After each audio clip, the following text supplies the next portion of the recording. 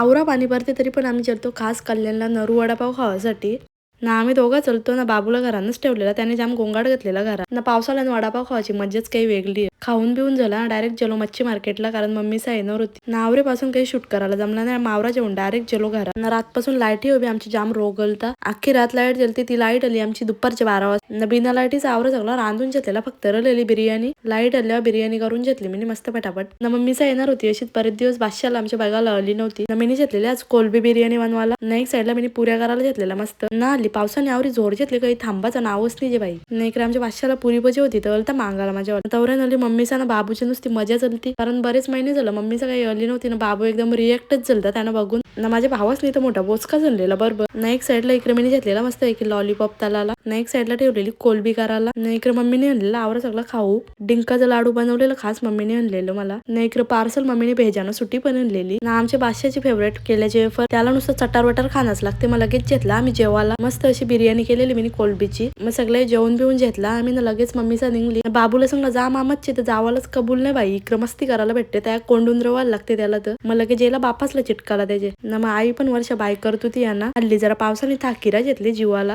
चला मग भेटू नेक्स्ट ब्लॉग मध्ये. चला गाईज बाय.